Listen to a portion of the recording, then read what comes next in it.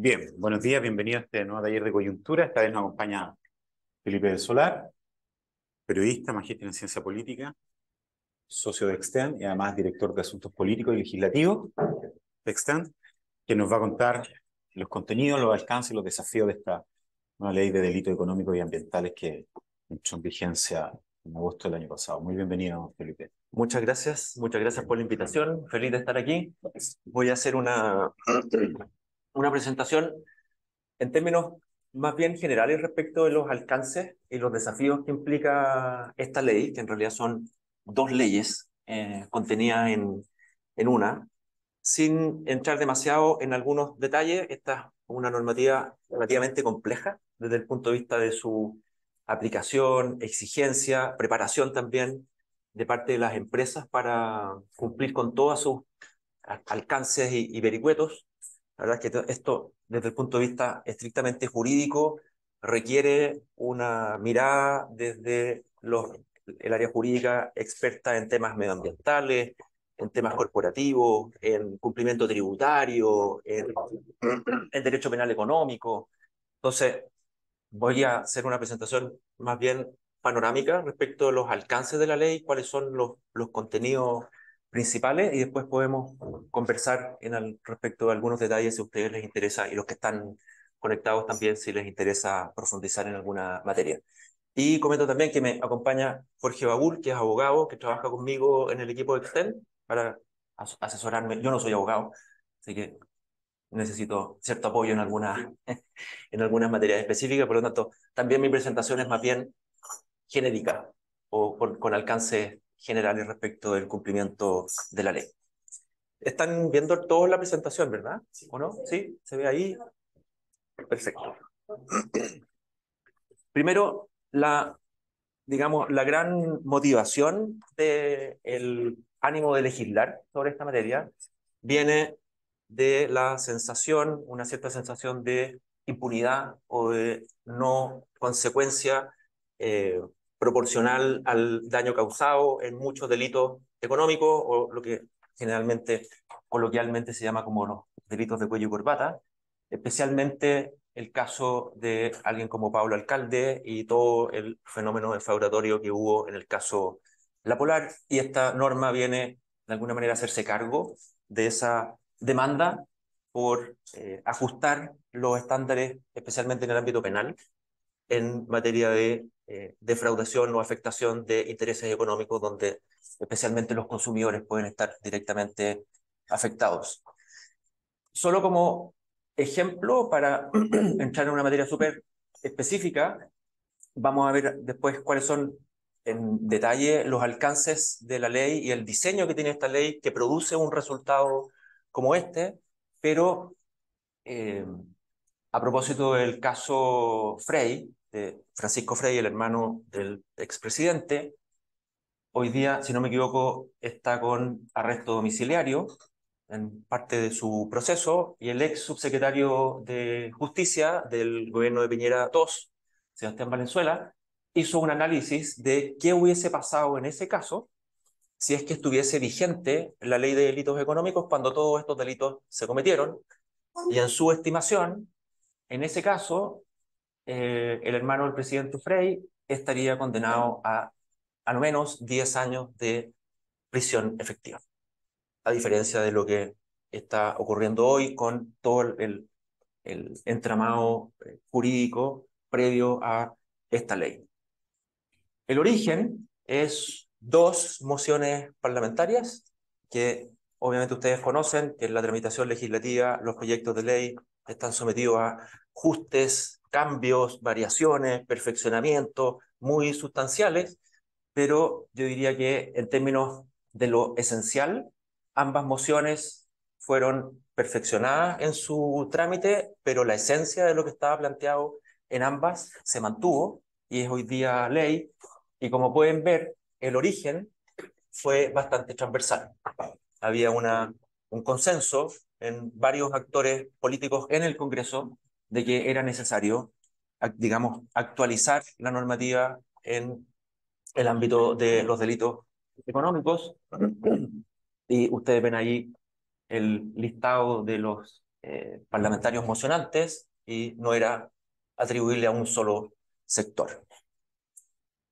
Esto también se enmarca en términos más globales en una mayor exigencia a nivel global y local respecto de estándares del trabajo y el funcionamiento de las empresas y del mundo corporativo, que no alcanza solamente lo penal, sino que tiene que ver con hoy día los estándares ESG, la G, delitos económicos, forma parte de la G de estos estándares, de cómo se mejora la gobernanza interna de las empresas para el cumplimiento normativo y aquello que puede ir un poco más allá de las exigencias legales, también en las demandas para enfrentar el cambio climático, el comportamiento responsable y una tendencia que está llegando progresivamente a Chile, que es la exigencia de el respeto de los derechos humanos en el entorno empresarial.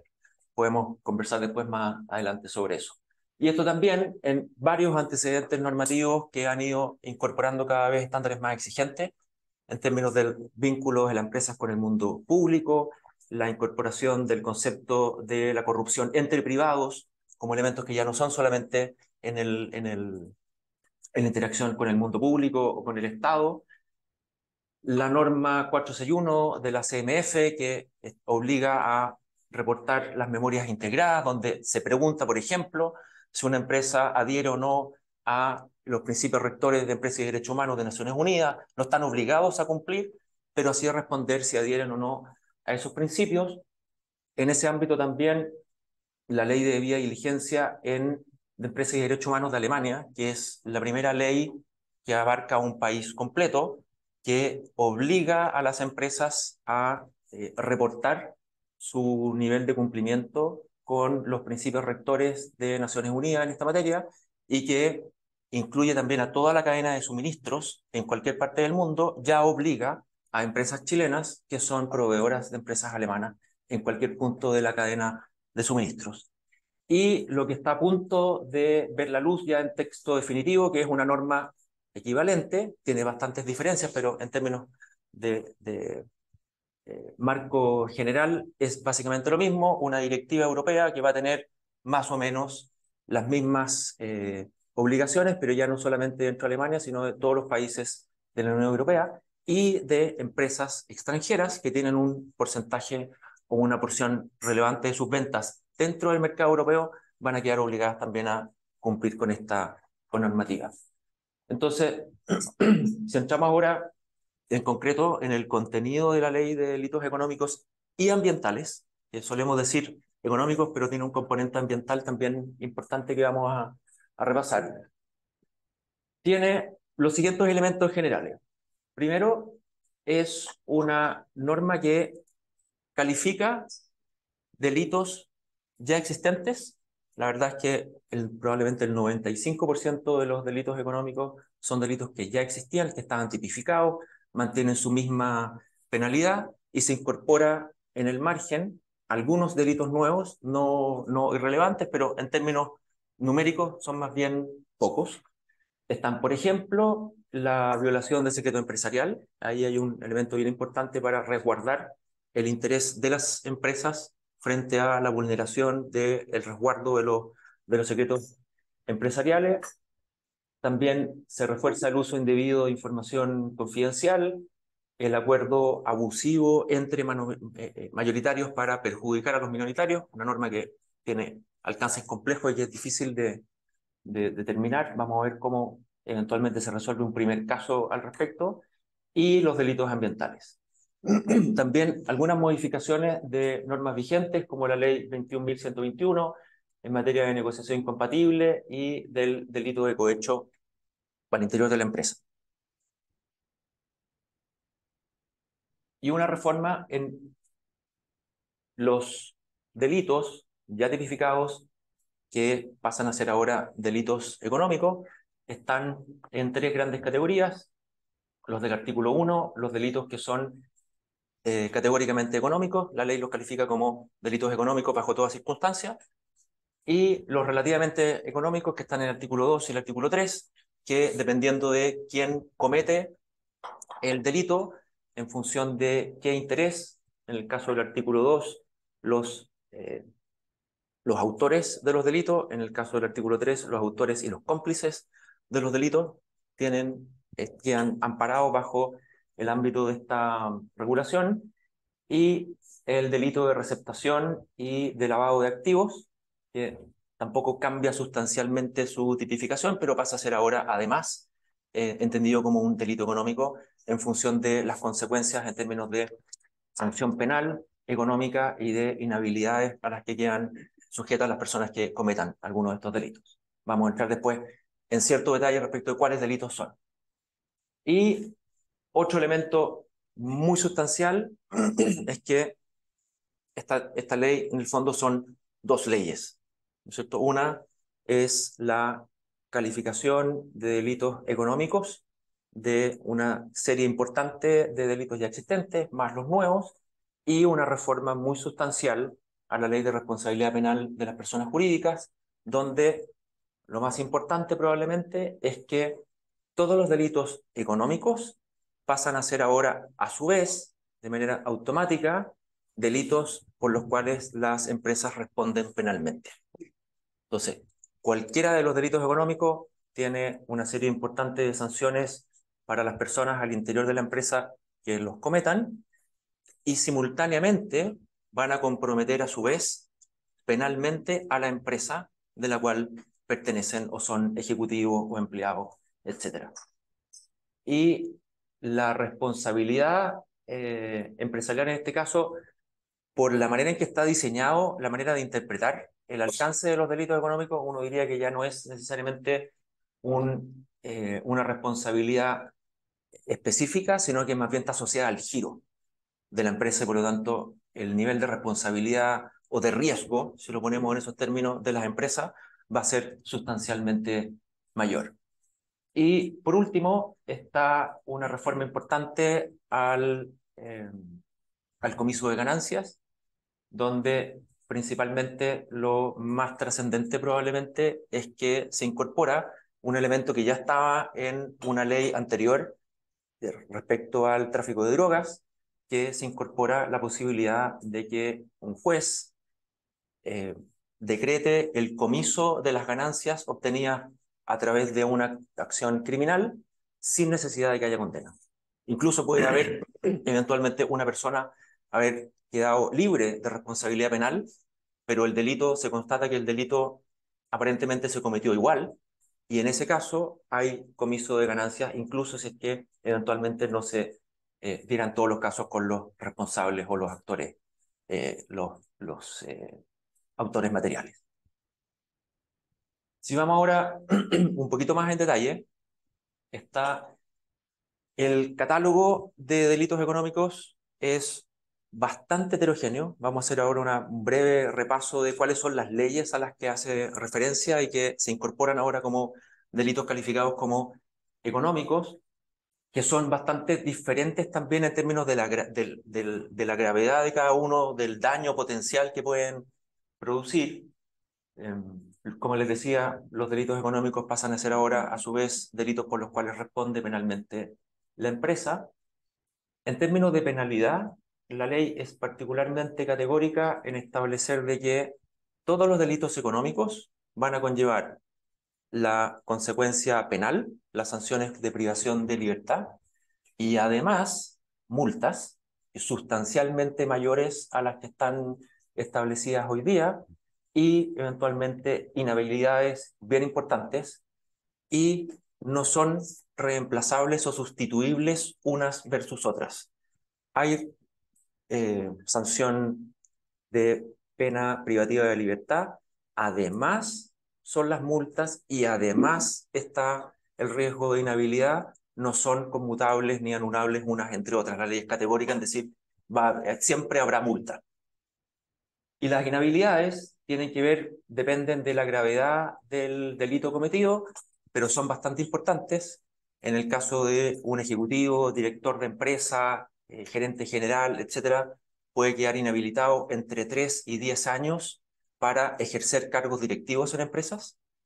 Puede quedar inhabilitado de manera perpetua para contratar con el Estado, y la empresa o institución que tenga a esa persona como socio, accionista, gerente, etcétera, la inhabilitación para contratar con el Estado permea también a toda la empresa.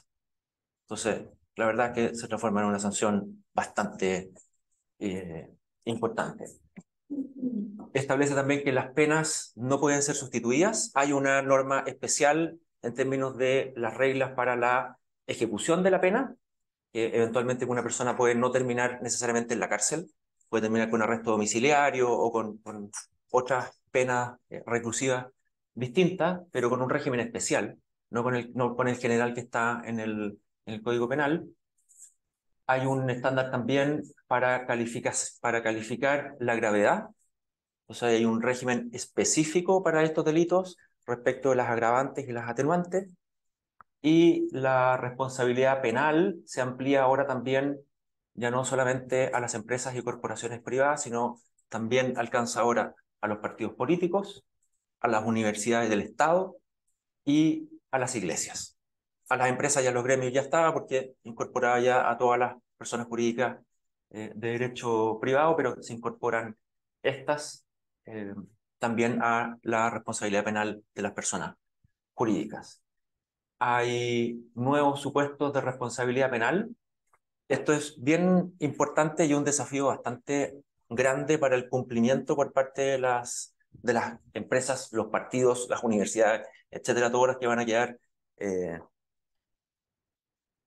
incorporados ahora a la responsabilidad penal de las personas jurídicas, pero en varios delitos, especialmente los relativamente económicos, pueden responsabilizar a la empresa la acción directa de un ejecutivo de una empresa, de una persona que tiene un rol directivo dentro de una empresa, pero que no necesariamente está en la primera línea, e incluso personas o empresas que son terceros de la empresa, pero que actúan en su representación.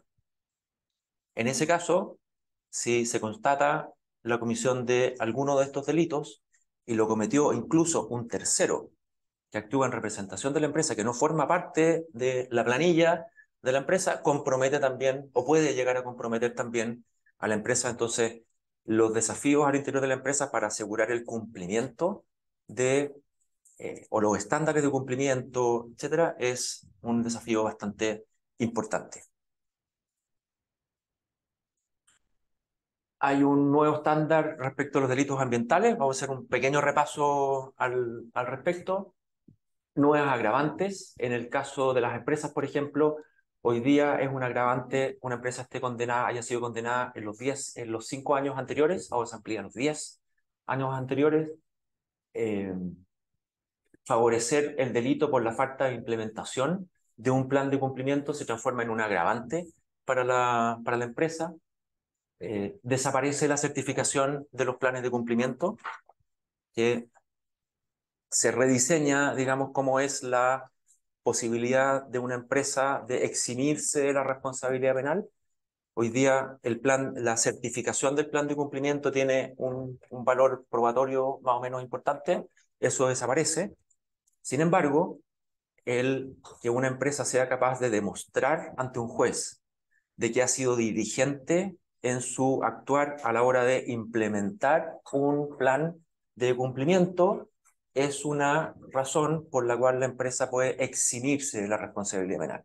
Entonces, no es que el hacer algo de manera diligente en términos de prevención desaparezca del todo, pero ya no basta con la certificación.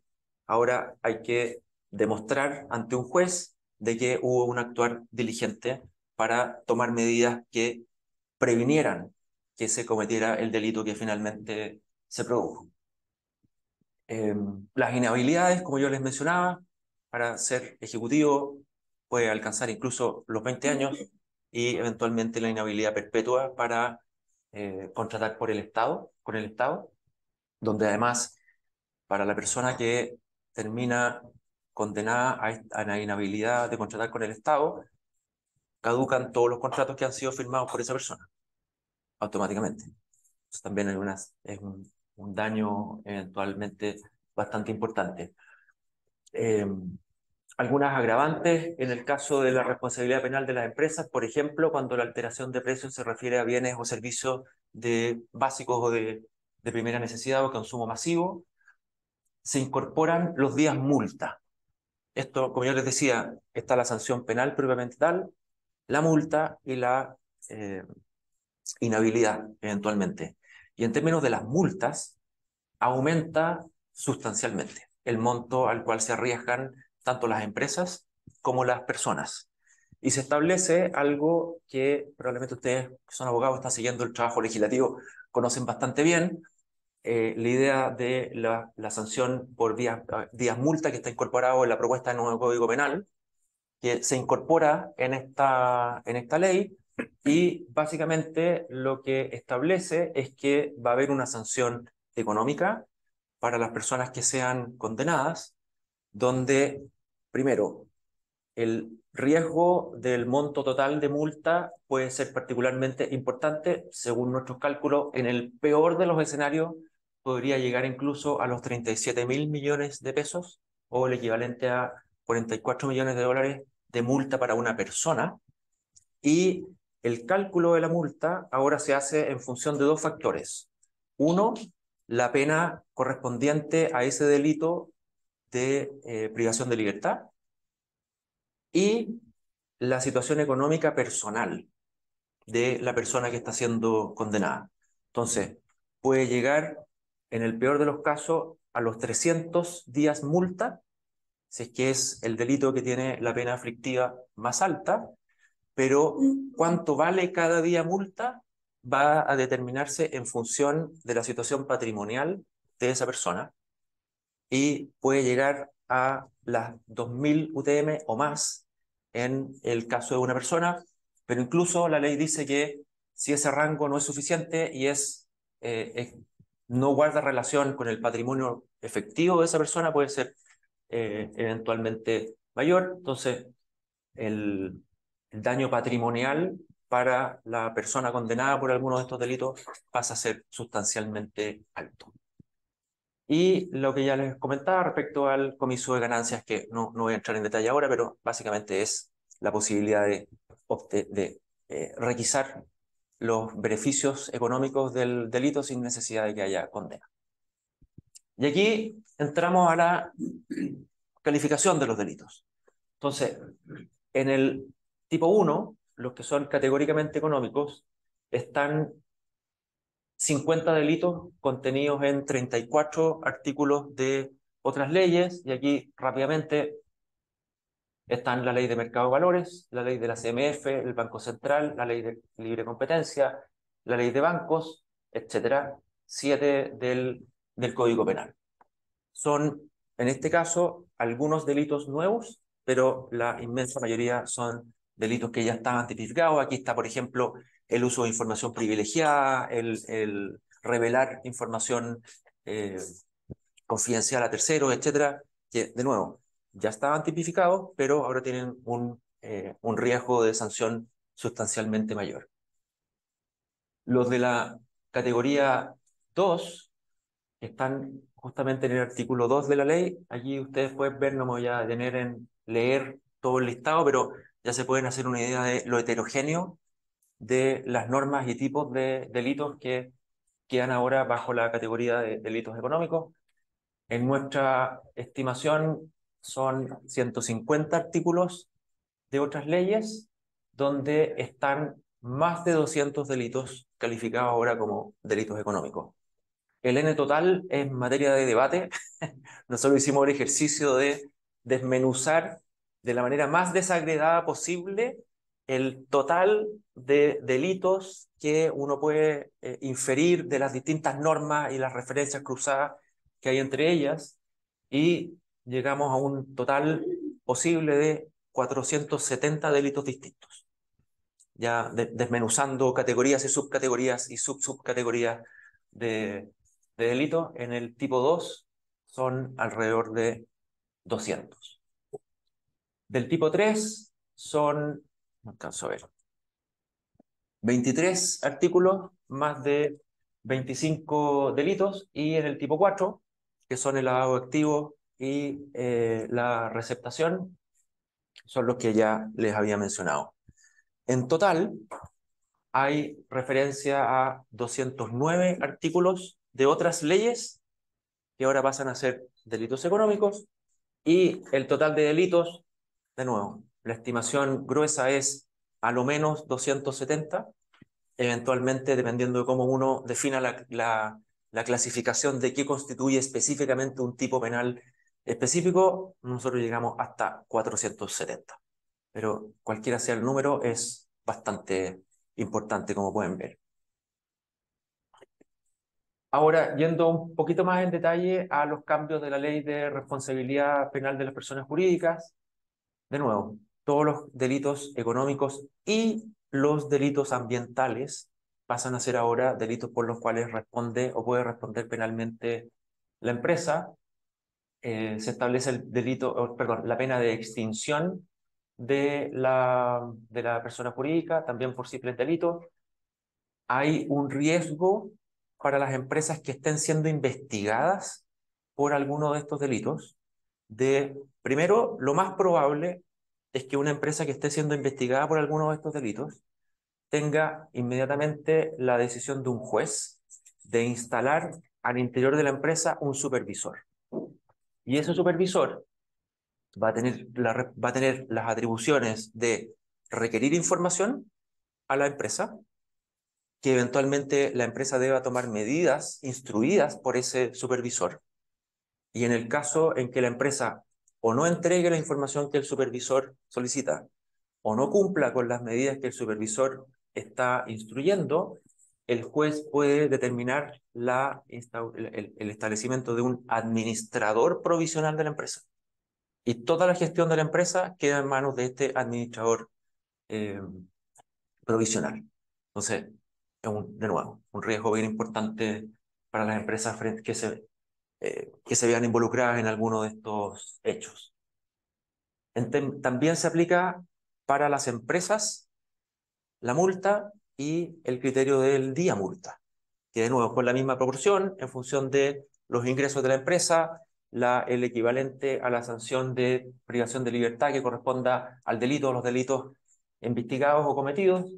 Y de nuevo, nuestra estimación podría llegar a un máximo de 189.000 millones de pesos de multa para una empresa, equivalente más o menos a más de 200 millones de dólares. En nuestra estimación, eso es más o menos 10 veces el máximo establecido hoy como sanción económica para una empresa, o, o el 30% de las ventas anuales de una empresa, o el doble de las ganancias obtenidas a través del delito o los delitos cometidos e investigados, cualquiera de los tres que sea mayor. Entonces, en cualquier caso, la eventual sanción económica, además, para la empresa es bastante importante.